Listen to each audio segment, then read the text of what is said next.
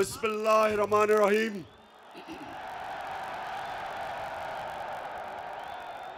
इय्याका नअबुदु व इय्याका नस्तईन। फैसलाबाद सिर्फ मैं अल्लाह का ही शुक्र अदा कर सकता हूं। आपको देख के, आपके जुनून को, आपके जज्बे को देख के आपका शुक्रिया अदा करता हूं दिल से।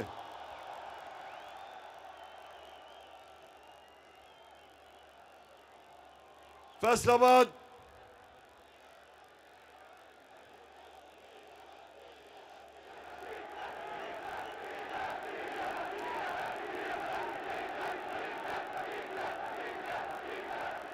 फैसलाबाद में तो डीजल की कमी नहीं। मैंने तो सुना किसानों के पास इस वक्त डीजल नहीं है।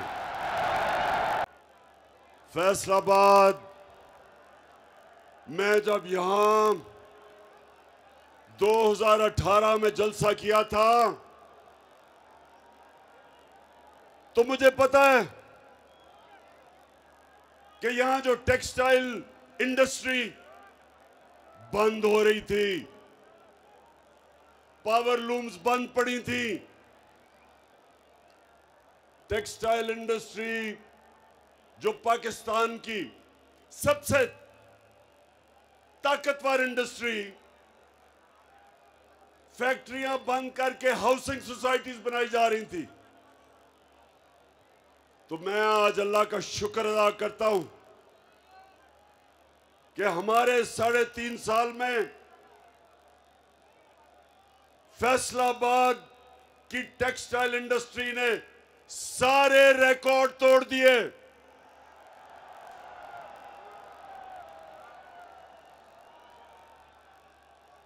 मुझे यहां टेक्सटाइल इंडस्ट्री के मालिकान ने कहा कि जनाब मजदूर नहीं मिलते, और 2018 में यहां बेरोजगारी थी। तो मैं अल्लाह का शुक्र अदा करता हूं कि मुझे मौका मिला। मैंने इस मुल्क में रोजगार बढ़ाया, और सबसे बड़ा मसला एक मुल्क में बेरोजगारी होती है। तो मुझे फख्र है अपनी टीम पे कि हमने अपनी टेक्सटाइल इंडस्ट्री के लिए हर किस्म की सहूलत दी, और उन्होंने फिर पाकिस्तान को रिकॉर्ड एक्सपोर्ट्स दी। हमारी आज पाकिस्तान की तारीख में सबसे ज्यादा एक्सपोर्ट्स है।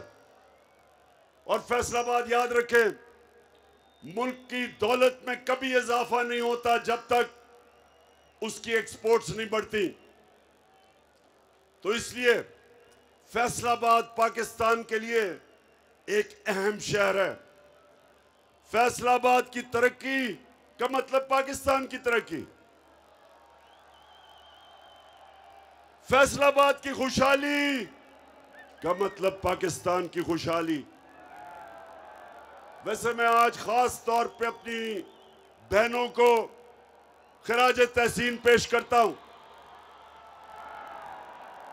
इतनी तादाद में मैंने कभी आपको नहीं देखा,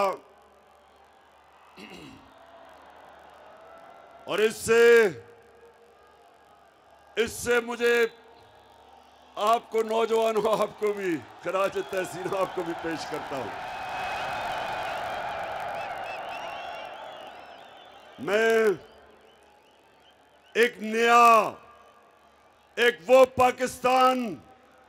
मैं वो पाकिस्तान अपनी आंखों के सामने बनता देख रहा हूं, जो वो पाकिस्तान बनने जा रहा है जो इलामा इकबाल की ख्वाब थी और जो कायदे आजम की जद्दोजहद से बना था। एक आजाद पाकिस्तान।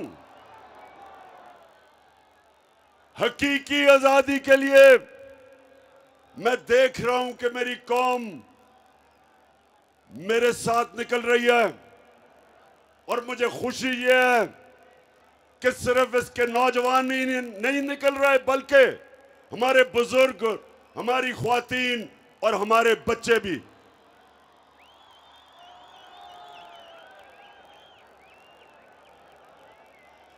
तो फैसलाबाद सवाल आपसे यह है कि क्या इस्लामाबाद की आपकी तैयारी है?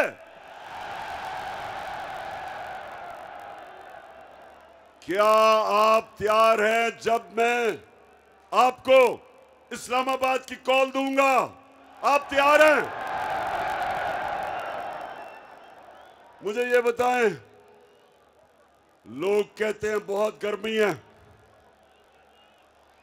मैं ये कहता हूं कि अगर इमरान खान, अगर उसके लिए गर्मी नहीं तो मेरे नौजवानों के लिए बिल्कुल गर्मी नहीं है।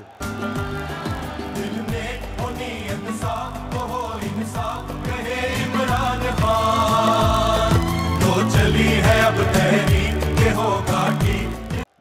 तो फैसलाबाद, मैं आज एक सवाल पूछ रहा हूं कि जब मुल्क की दौलत में इजाफा हो रहा था, एक्सपोर्ट्स बढ़ रही थी, तारीखी हम इस मुल्क में पैसा इकट्ठा कर रहे थे, टैक्स इकट्ठा कर रहे थे, किसानों को वो पैसा मिला है जो पाकिस्तान की तारीख में कभी किसानों को इतना पैसा नहीं मिला।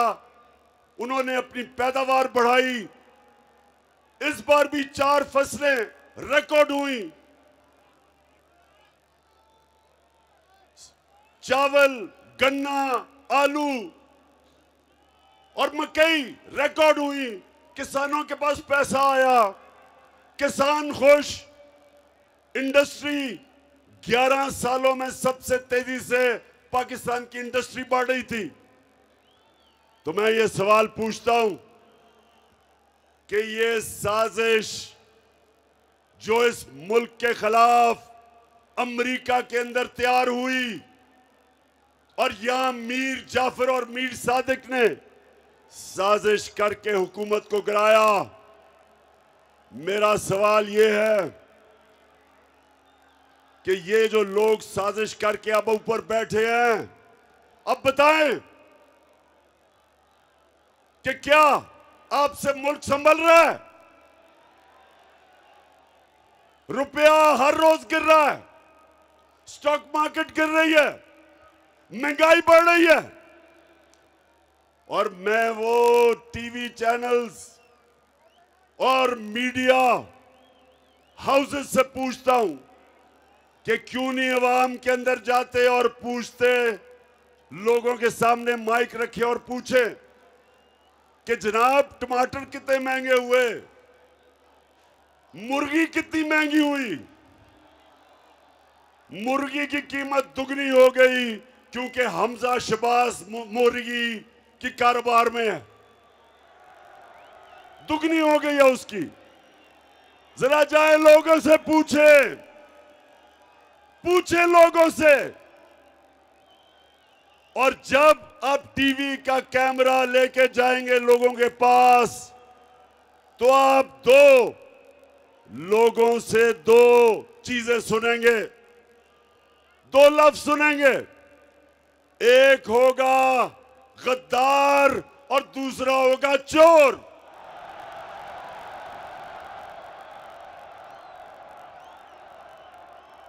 अब मदीना, हमारे नबी सल्लल्लाहु अलैहि वसल्लम की जो मुक़द्दस शहर, उसमें जब इनको आवाजें लगी तो राना सनाउल्लाह, ये सुन लो, गौर से सुन लो। मैंने समझा इसने सिर्फ 18 कत्ल किए, अब पता चला 22 कत्ल किए हैं इसने। इनकी हुकूमत में वजारत तब तक नहीं मिल सकती जब तक कोई बड़ा जुर्म ना किया हो। प्राइम मिनिस्टर और उसका चीफ मिनिस्टर जो बेटा है, 24 अरब रुपए तो सिर्फ इन्होंने, FIA ने इनकी चोरी पकड़ी है। नैब में जो चोरी वो अलग है, ऊपर से एक कोई मंशियात फरोश, वो भी जमानत में, वो भी कैबिनेट में। यानी और सबसे बड़ा जो डाकू आसिफ जरदारी वो गॉडफादर बन के बैठा है और बाहर मुल्क के झूठा कानून से भागा हुआ भगौड़ा मफरूर चोर वो लंदन में बैठ के फैसले कर रहे पाकिस्तान के। तो मेरे पाकिस्तानियों, फैसलाबाद के बाशऊर शहरियों, ये इन लोगों से आपने मेरे साथ इस्लामाबाद में निकल के इस मुल्क को आजाद करना है। अल्लाहू अल्लाहू अल्लाहू अल्लाहू अल्लाहू अल्लाहू। ये ज़मीं जब न थी, ये जहां जब न था, ये ज़मीं जब न थी, ये जहां जब न था, ये ज़मीं जब न थी, ये जहां जब न था, ये ज़मीं जब न थी, ये जहां जब न था। फैसलाबाद, अच्छा फैसलाबाद, गर्मी तो नहीं लग रही? देखें, आपका कप्तान तो अपनी जिंदगी के कोई 20-25 साल धूप के अंदर क्रिकेट खेल के उसको तो गर्मी नहीं लगती, लेकिन मुझे आपकी फिक्र है थोड़ी सी। माशाल्लाह, ये कौम, ये जो पाकिस्तानी कौम है, अभी इसने अपने असल मुकाम पे पहुंचना है। हमारा नजरियाती लीडर इलामा इकबाल ने कहा था कि उस रिस्क से मौत अच्छी है जिस रिस्क से आती है परवाज में कोताही। फैसलाबाद इसका मतलब कि गुलामी से बेहतर मौत है।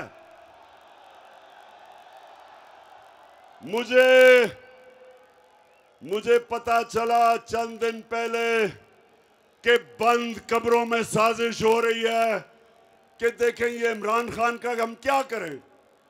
हमने इसको 3.5 साल, हमने सारी मीडिया ने मिलके पूरी कोशिश की इसको खत्म करने की। सबसे मुश्किल पाकिस्तान की तारीख के माशी हालात दिए, उसमें से भी निकल गया।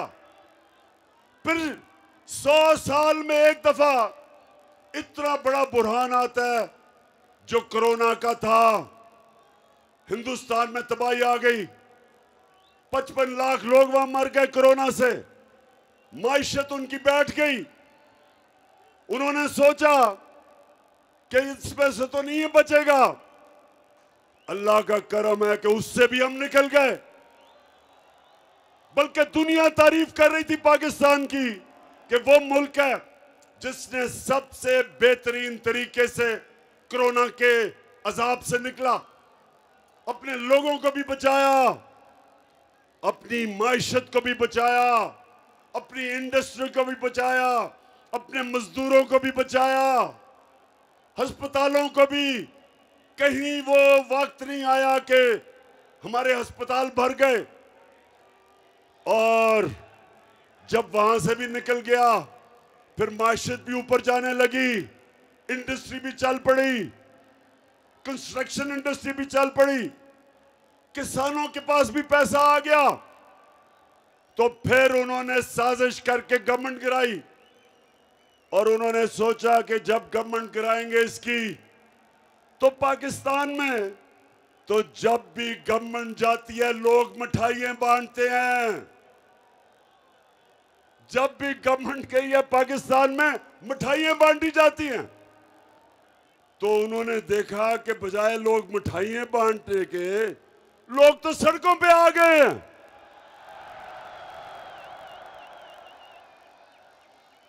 लोग इस तरह निकले पाकिस्तान में कि मैंने तो इस मुल्क की तारीख में इस तरह अवाम को सड़कों पर नहीं निकलते देखा। तो जब ये देखा कि अच्छा ये तो लोग भी निकल आए हैं, और खौफ आना शुरू हो गया इस्लामाबाद का कि इस्लामाबाद में अवाम का समुंदर आने लगा। तो फैसला किया कि इस तरह तो बात नहीं बनेगी, इसको दुनिया से ही फारिग किया जाए। तो मैंने इसलिए फैसलाबाद के लोगों और मेरे पाकिस्तानी कौम जो देख रही है, मैंने इसलिए एक वीडियो रिकॉर्ड किया। उस वीडियो के ऊपर मैंने एक एक का नाम लिया जो इस साजिश में मुलव्विस था, जो पिछली गर्मियों से साजिश हो रही थी। एक एक का मैंने नाम लिया इस वीडियो में। और मैंने ये क्यों किया? क्योंकि मुझे पता है पाकिस्तान की तारीख, कभी भी इस मुल्क में ताकतवर मुजरिम को नहीं पकड़ा जाता। लियाकत अली खान के पीछे, कत्ल के पीछे कौन था? कभी नहीं कोई पकड़ा गया। जुल्फिकार अली भुट्टो का जो जुडिशियल मर्डर हुआ, किसी को सजा नहीं मिली। जियाउल हक का जहाज जो गिराया गया, किसी को नहीं पता चला। इसलिए मैंने फैसला किया कि सारी मेरी कौम को पता चलना चाहिए कि इस साजिश के पीछे कौन था। डॉक्टर अलवी, पाकिस्तान के प्रेसिडेंट ने पाकिस्तान के चीफ जस्टिस को खत लिखा। उसने वो मुरासला बताया जिधर अमरीकी डोनाल्ड लू ने पाकिस्तान के सफीर को वॉशिंगटन में बुला के धमकी दी कि अगर इमरान खान को तुम नहीं निकालोगे, अदम एतमाद को कामयाब नहीं करोगे इसके खिलाफ, तो पाकिस्तान को मुश्किलों का सामना करना पड़ेगा। धमकी दी उसने। सोचें, 22 करोड़ का पाकिस्तान, पाकिस्तान का मुंतखब प्राइम मिनिस्टर और एक हमारे एम्बेसडर को धमकी देता है कि अपने प्राइम मिनिस्टर को अगर तुम नहीं निकालोगे, जो साजिश थी अदम एतमाद की, तो पाकिस्तान को मुश्किलों का सामना करना पड़ेगा। फिर कहता है कि अगर ये साजिश कामयाब हो गई, यानी अदम एतमाद कामयाब हो गया, तो हम सब कुछ माफ कर देंगे, हम सब कुछ माफ कर देंगे। अमरीकी और डोनाल्ड लू, तुम हो कौन हमें माफ करने वाले?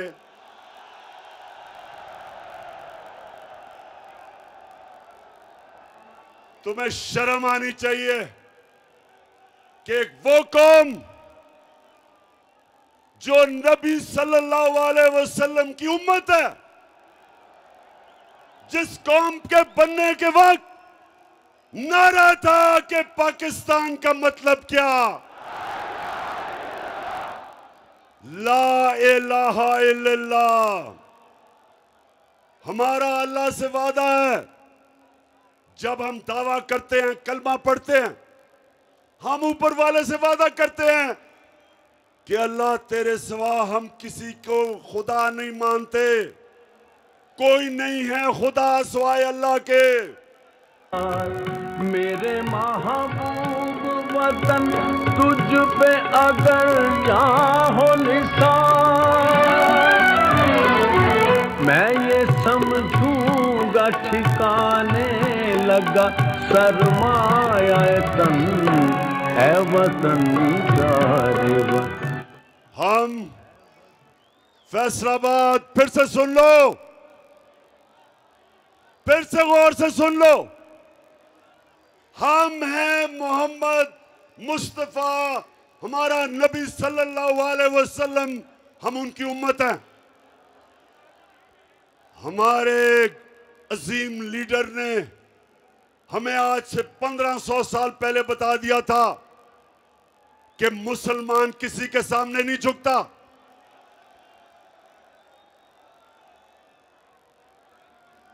उसने हमें ये हिदायत की थी कि ला इलाहा इल्लल्लाह इंसान को गैरत देता है। एक छोटे से इंसान को बड़ा इंसान बना देता है। ला इलाहा इल्लल्लाह इंसान की वो जंजीरें तोड़ता है जो इंसान को बड़ा इंसान बनने से रोकती हैं। खौफ की जंजीरें तोड़ती हैं। पैसे की पूजा करने वाली जो बुत है उसको तोड़ता है। जो लोग इंसानों से डरते हैं, सुपर पावर से डरते हैं, वो शिर्क करते हैं, क्योंकि खौफ का बुत तोड़ना एक इंसान को बड़ा इंसान बनने के लिए सबसे ज्यादा जरूरत है।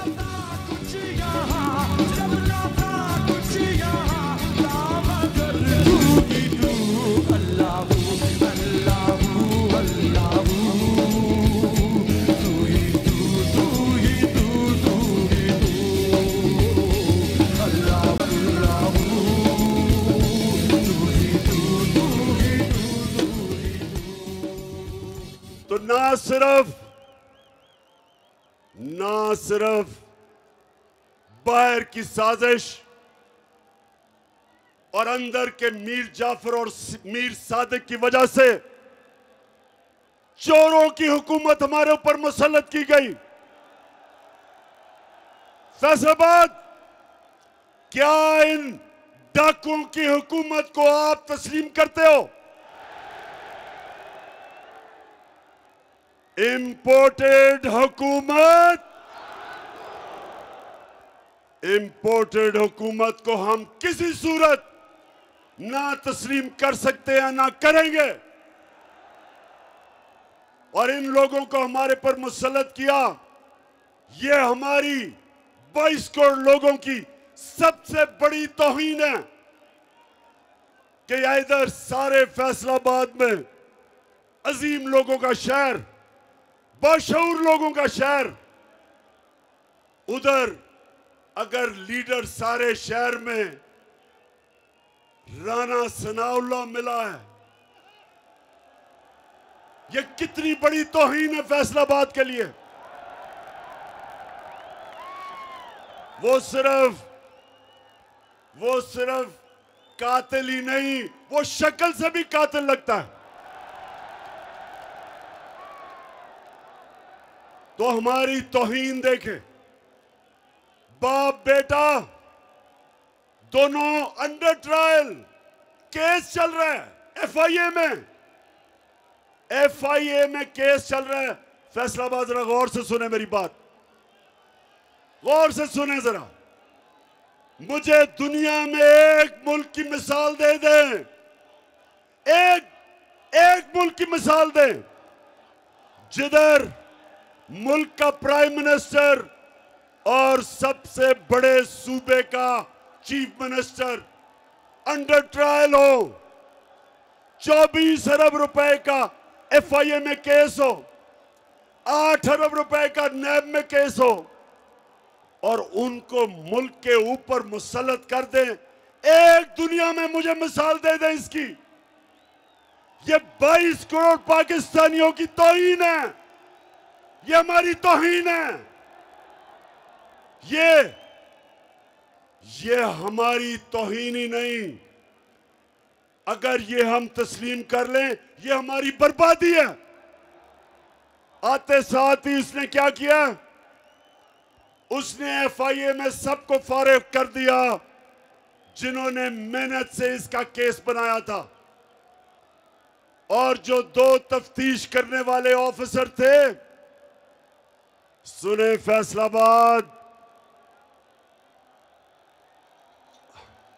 मुझे खतरा था ये होगा,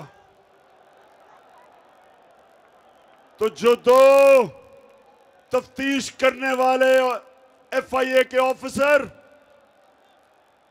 एक डॉक्टर रिजवान, उसको हार्ट अटैक होता है और वो मर जाता है। फैसलाबाद, जरा गौर से मेरी बात सुने। और फिर जो दूसरा बाप बेटे का केस की तफ्तीश कर रहा होता है, डॉक्टर नुमान असगर, उसको भी हार्ट अटैक हो जाता है।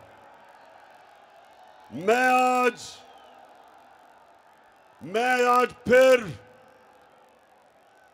बड़ी आजिज़ी से अपने सुप्रीम कोर्ट को कहता हूं कि सुओ मोटो एक्शन ले इसके ऊपर। हमारे ऊपर तो आपने सुओ मोटो एक्शन ले लिया था। हमारे तो इतवार को आपने पता नहीं इतना हमने जुर्म क्या किया था। हमने तो सिर्फ इलेक्शंस का कहा था। हम तो कह रहे थे बजाय साजिश के एक चोरों को ऊपर मुसल्लत करें, आप इलेक्शंस करवाएं और अवाम को फैसला करने दें कि किसने पाकिस्तान की क़यादत करनी है। लेकिन आपने सुओ मोटो एक्शन ले लिया था। तो मैं बड़ी आजिज़ी से कहता हूं, अपने सुप्रीम कोर्ट को आजिज़ी से कहता हूं कि FIA के ऊपर एक्शन ले, सुओ मोटो एक्शन ले, पता चलवाए कि डॉक्टर रिजवान को हार्ट अटैक कैसे हुआ और ये जो दूसरा नुमान असगर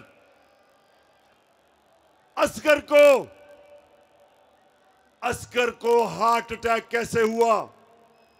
मैं आपके सामने इंशाल्लाह वो जहर का बताऊंगा जो अगर खाने में डाल दें तो इंसान को हार्ट अटैक होता है। ये भी आपके सामने लेके आऊंगा।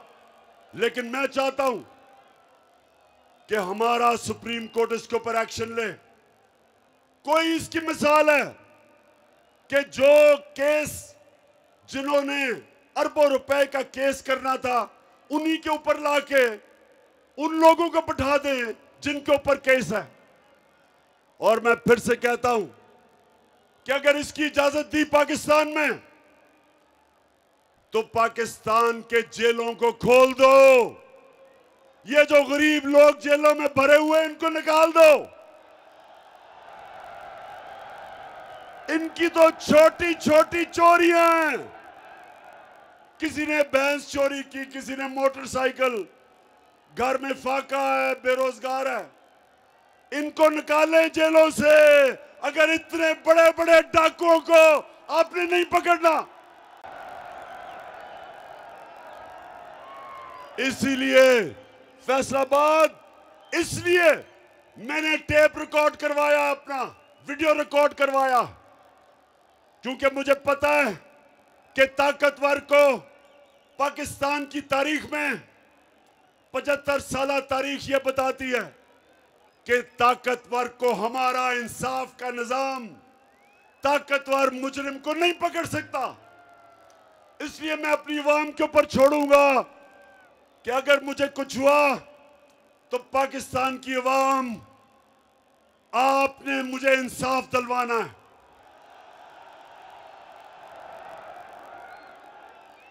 बताएं, आप मुझे इंसाफ दिलवाएंगे? आपने मेरे से आज 2 वादे करने। एक कि जब खुदा ना खास्ता अगर कुछ होता है मुझे, तो जो वीडियो पब्लिक में जाएगी, जिन जिन लोगों के मैंने नाम लिए, आपने उनसे एक एक को इंसाफ के कटहरे में खड़ा करना है। इससे क्या होगा? इससे यह होगा कि पाकिस्तान की तारीख में पहली दफा ताकतवर कानून के नीचे आएगा। मेरे नबी सल्लल्लाहु अलैहि वसल्लम ने आज से 1500 साल पहले कहा था, फैसलाबाद, आज से 1500 साल पहले उन्होंने कहा था कि कौमें तबाह तब होती हैं जब छोटा चोर जेल में जाता है और बड़े डाकू को वो रियासत नहीं पकड़ सकती, उसको कानून के नीचे नहीं ला सकती, वो इंसाफ नहीं कर सकती। जो कौमें इंसाफ नहीं कर सकती तबाह हो जाती है। इसलिए मैंने आप सबको कहा है कि जब आप वो वीडियो कैसेट देखेंगे, आपने सबने मुझे और इस मुल्क को इंसाफ दिलवाना है। दिलवाओगे? और दूसरा, आपने वादा करना मेरे से,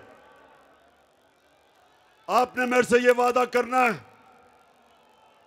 कि आप हो मेरे नबी सल्लल्लाहु अलैहि वसल्लम की उम्मत, दुनिया के सबसे अजीम लीडर। आपने कभी भी किसी किस्म की गुलामी कबूल नहीं करनी।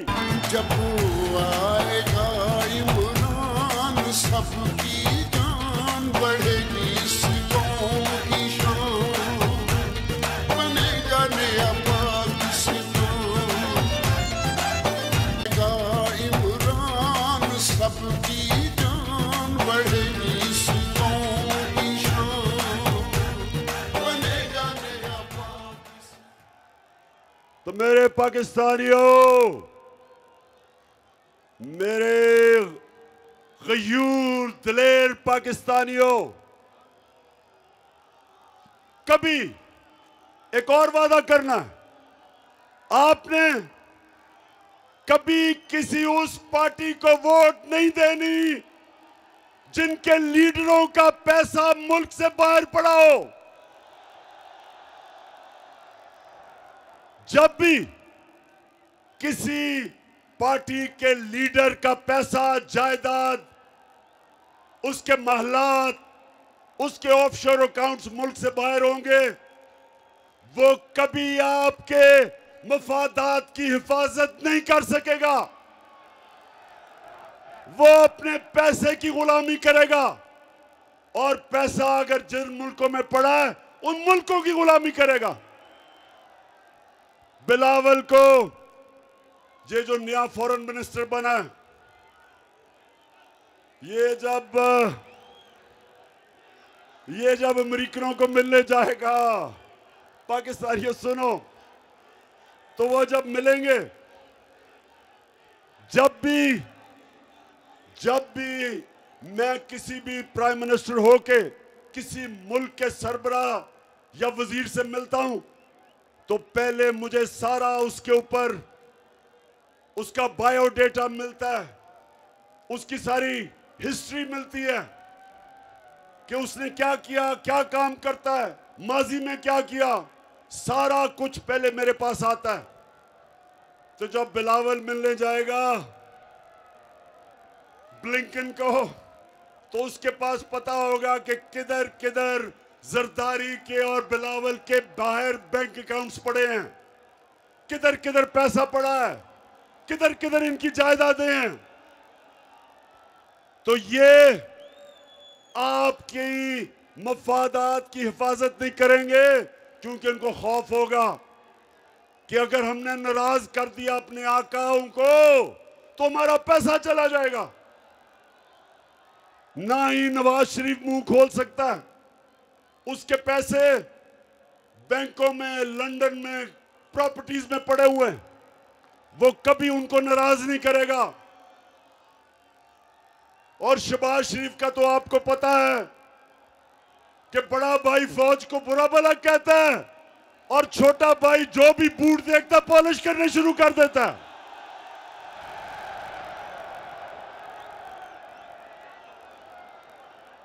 वो ये भी नहीं देखता कि बूट किसके हैं, बस बूट देख के पॉलिश शुरू कर देता है। तो ये हैं जो हमारे मुल्क पे मसलत किए हैं। अब इन्होंने मुल्क को तो तबाही की तरफ लेके जा रहे हैं, महंगाई बढ़ रही है, रुपया गिर रहा है, फॉरेन एक्सचेंज रिजर्व्स गिर रहे हैं। अब ये जाएंगे अमेरिका के पास और सियाल फैसलाबाद सुन लो, अमेरिका के पास जाके कहेंगे कि खुदा के वास्ते हमें बचा लो, कहेंगे कि हमें खुदा के वास्ते पैसे दे दो, नहीं तो इमरान खान वापस आ जाएगा। मेरे से डराएंगे उनको कि खुदा के वास्ते हमारी मदद करो, हमारा दिवालिया निकल गया। तो जब अमेरिकन अगर इनकी मदद करेंगे तो फैसलाबाद सुन लो मेरी बात, कभी भी अमेरिकी मदद नहीं करेंगे जब तक वो इनके गले में जंजीर पूरी तरह टाइट करके नहीं डालेंगे। वो उनको कहेंगे कि पहले तो हिंदुस्तान के साथ दोस्ती नहीं, गुलामी करो, कश्मीर को भूल जाओ, फलस्तीनियों के लिए मुंह ना खोलो, जो मर्जी इस्राइल करे फलस्तीनियों से चुप करो। अगर रूस 30% कम पे तेल दे रहा है तो आपने नहीं लेना, क्योंकि आप हमारे गुलाम हैं। अगर आपने 30 लाख टन गंदम आपको जरूरत है, आप रूस से नहीं ले सकते। अगर आपने पाकिस्तान को अगर ईरान से सस्ती गैस मिलेगी, वो कहेंगे हमने आपको इजाजत नहीं दी। इसको कहते हैं गुलामी। हिंदुस्तान हमारे साथ ही आजाद हुआ था, आज रूस से तेल भी सस्ता खरीद रहा है, आज रूस से हथियार भी खरीद रहा है। अमेरिका का स्ट्रेटेजिक अलायंस में भी है, लेकिन अमेरिका कुछ नहीं कहता हिंदुस्तान को, क्योंकि वह आजाद है। हिंदुस्तान ईरान से गैस भी खरीद रहा है, तेल भी लेता है, लेकिन हिंदुस्तान को वो कुछ नहीं कहते। हमें उन्होंने जो गुलाम बनाया हुआ है, फतह किए बगैर हुक्म देते। तो इसलिए मेरे पाकिस्तानियों, ये आपने मेरे साथ इस्लामाबाद इसलिए निकलना है कि हमने अमेरिका के गुलामों को कभी कबूल नहीं करना। इंशाल्लाह, इंशाल्लाह, नया पाकिस्तान, नया पाकिस्तान, नया पाकिस्तान, नया पाकिस्तान।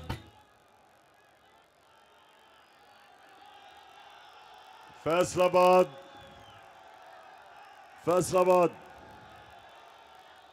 आपको पता है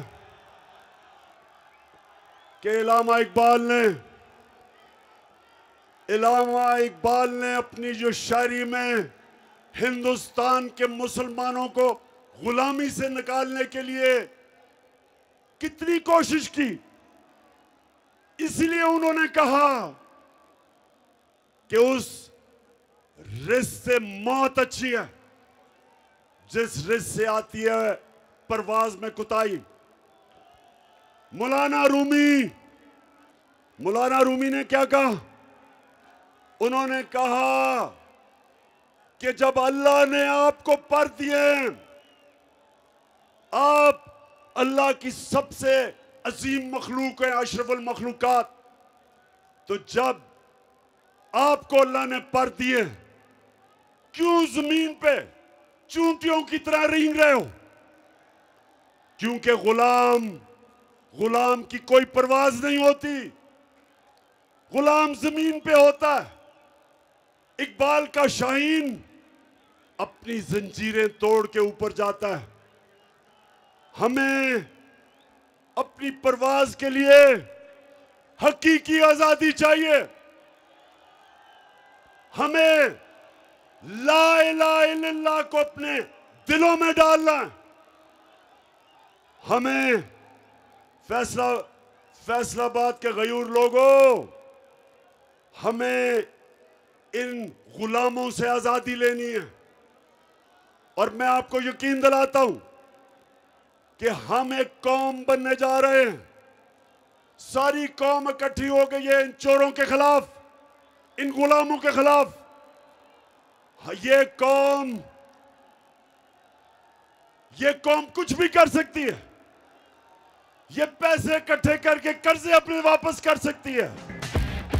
तब्दीली आ नहीं रही, तब्दीली आ गई है। अब कोई हिम्मत ना हारो, तब्दीली आ गई है यारो। चाहे मुश्किलें हजारों, तब्दीली। जब एक कौम बन जाती है, जो हमारे नबी सल्लल्लाहु अलैहि वसल्लम ने मदीना में हमारे लिए मिसाल दी, इसलिए अल्लाह ने कहा कि अपने नबी के कदमों पे, सुन्नत पे चलो। और मेरे पाकिस्तानियों, मैंने अपने 3.5 साल में जो मुझे सबसे ज्यादा फख्र है कि मैंने जो मेरे नबी सल्लल्लाहु अलैहि वसल्लम की शान में गुस्ताखी करते थे, मैंने यूनाइटेड नेशंस में उठाया, ओआईसी में उठाया, और मैं और हमारी जमात और मेरी गवर्नमेंट मुसलमानों की तारीख में, यूनाइटेड नेशंस की तारीख में वो पहली गवर्नमेंट है जिसने 15 मार्च को एंटी इस्लामोफोबिया का दिन बनाया यूनाइटेड नेशंस ने। मतलब क्या कि अब यूनाइटेड नेशंस ने यह फैसला किया है कि आजादी राय के आड़ लेके आप हमारे नबी सल्लल्लाहु अलैहि वसल्लम की शान में गुस्ताखी नहीं कर सकते। मुझे फख्र है कि मेरी हुकूमत थी, पहली हुकूमत थी वाहिद और मुसलमान हुकूमत, जिसने यूनाइटेड नेशंस में जो हमारे बार बार हमारे नबी सल्लल्लाहु अलैहि वसल्लम के शान में जब गुस्ताखी की जाती थी, तो ये पहली दफा हुआ है कि एक इंटरनेशनल बॉडी ने फैसला किया कि आप आजादी राय और या फ्रीडम ऑफ स्पीच के नाम पे ये नहीं कर सकते। तो मैं इसलिए आज आप सबके सामने फख्र कर रहा हूं कि हमारे नबी सल्लल्लाहु अलैहि वसल्लम ने उनकी जो सुन्नत है वो है हमारा जिंदगी का रास्ता, वो है हमारा रोड मैप। और उन्होंने हमें मदीना की रियासत में यह बताया कि अगर कौम ने ऊपर जाना है, अगर उसने एक अजीम कौम बनना है, तो उसको ला इलाहा इल्लल्लाह हकीकी तौर पे अपने दिल में लाना पड़ेगा, जंजीरें तोड़नी पड़ेंगी। इंशाअल्लाह, इंशाअल्लाह, इंशाअल्लाह। तो आखिर में फैसलाबाद सारों को मैं दावत दे रहा हूं, सब ने इस्लामाबाद आना है।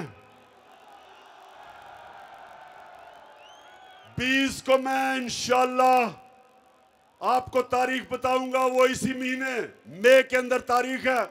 दिन कौन सा मैं आपको बताऊंगा, तैयारी अभी से शुरू कर दें। और हम एक चीज मांगेंगे, हमें इलेक्शन की डेट चाहिए, नहीं तो हम ये कौम तब तक सांस नहीं लेगी जब तक इलेक्शन नहीं होंगे।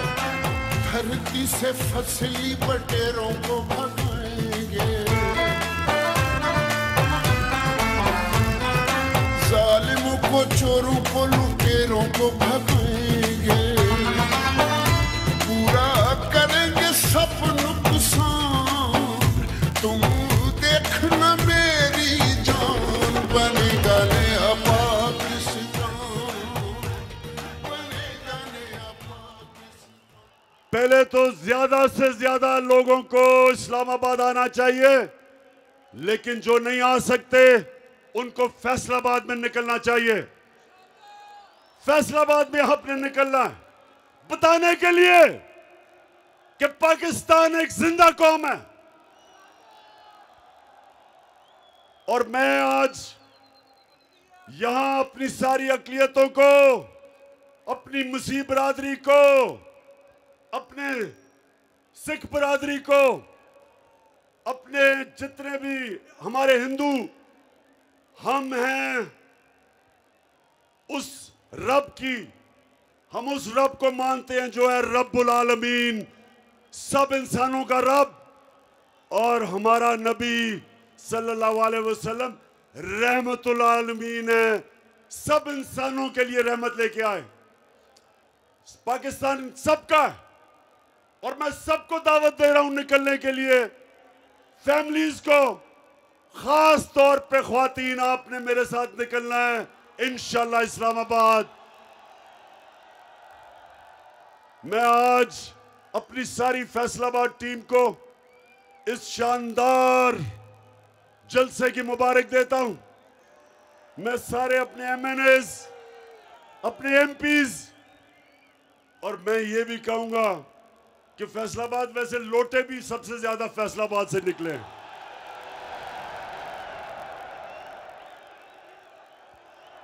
आपने